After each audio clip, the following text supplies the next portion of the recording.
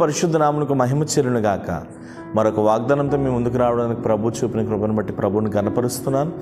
ఈవేళ ప్రభు మనకి ఇస్తున్న వాగ్దానం యెషయా గ్రంథం 38వ అధ్యాయము 17వ వాక్యాన్ని ప్రభు మనకు వాగ్దానం ఇస్తున్నారు.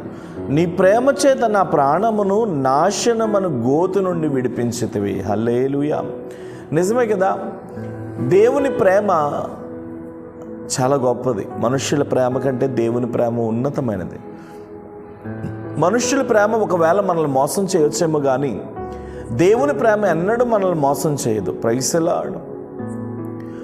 చాలామంది ఈ రోజుల్లో నశించిపోతున్నారు.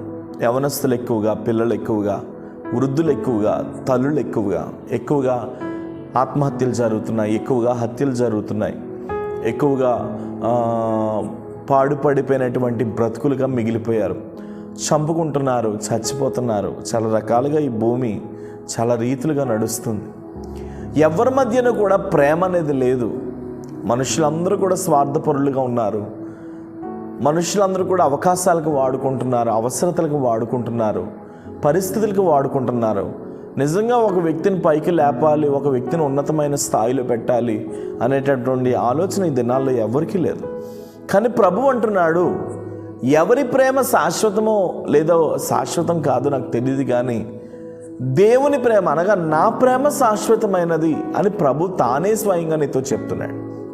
నిజంగా యేసే ప్రేమ ఎంత గొప్పది అని అంటే, నిజంగా యేసు ప్రభు చేత ఆ ప్రేమ చేత నింపబడిన వారు నిజంగా అలా కనబడతారు.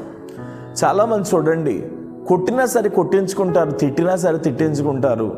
సువార్థికులు ఎక్కువగా సరే వీధిలో సువార్తకి వెళ్తున్నప్పుడు కొంతమంది వ్యక్తులు వారిని చాలా ఇబ్బందులు పెట్టినా సరే వాళ్ళు అన్నడూ కూడా తిరిగి వారి మీద కోపపడరు. ఎందుకంటే నిలువెల్ల కూడా వారు యేసయ్య ప్రేమతో నింపబడి ఉన్నారు కాబట్టి, ఆ ప్రేమ చేత వారు నింపబడి ఉన్నారు కాబట్టి వారు అలా ప్రేమించగలుగుతున్నారు.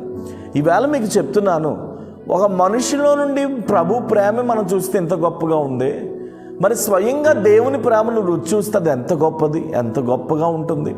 అందుకని మీ అందరికీ నేను ఈవేళ చెప్తున్న మాట ఏంటంటే, నువ్వు ఏ పరిస్థితుల్లో నశించిపోతున్నావో, నువ్వు ఏ అక్కర్లలో నశించిపోతున్నావు, నువ్వు ఏ ఇబ్బందుల్లో నశించిపోతున్నావో, నీ పరిస్థితులు ఏంటో, నీ సిచ్యువేషన్స్ ఏంటో నాకు తెలియదు, కానీ ఒకటి మాత్రం నేను చెప్పగలను నాన్న, నాశనం అనే గోతి నుండి దేవుడు తన ప్రేమ చేత నిన్ను విడిపించబోతున్నాడు. ఆ ప్రేమ నిన్ను కప్పబోతుంది ఈవేళ. ఆ ప్రేమ నిన్ను విడిపించబోతుంది ఈవేళ. ఆ ప్రేమ నిన్ను రక్షించబోతుంది ఈవేళ. తృణీకరింపబడిన వారి ఎదుట ఆ ప్రేమ నిన్ను అనేకులకు ఆశీర్వాదకరంగా మార్చబోతుంది.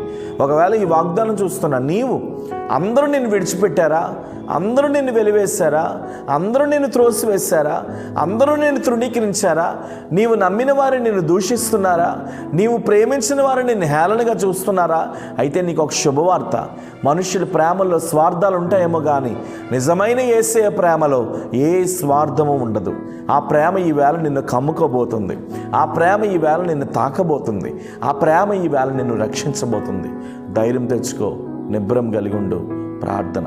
ప్రేమ నమ్మకం కలిగిన తండ్రి, చాలామంది వాగ్దానం చూస్తున్నవారు నశించిపోయిన పరిస్థితులలో, ఎవరు ప్రేమించలేని పరిస్థితులలో ఒకవేళ ఈ వాగ్దానం చూస్తున్నారేమో, నమ్మిన వారే మోసం చేసి, నమ్మిన స్నేహితులే, నమ్మిన తల్లిదండ్రులే, నమ్మిన బంధువులే మోసం చేసి అనాథగా ఒంటరిగా విడిచిపెట్టారేమో ప్రభువా, దయచేసి నువ్వు పట్టుకో.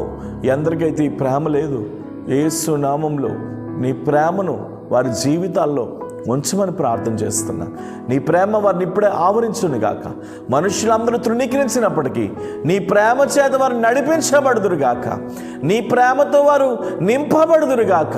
నీ ప్రేమతో వారు ఆశీర్వదించబడుదురు గాక. అలాంటి కృపను మనం ప్రార్థిస్తూ తగిన మహిమతో నింపమని, అనేకులకు దీవెనకరంగా మార్చమని యేసు నామమున నీ ప్రార్థన అడుగుచున్నాను తండ్రి. ఆమేన్. God bless you.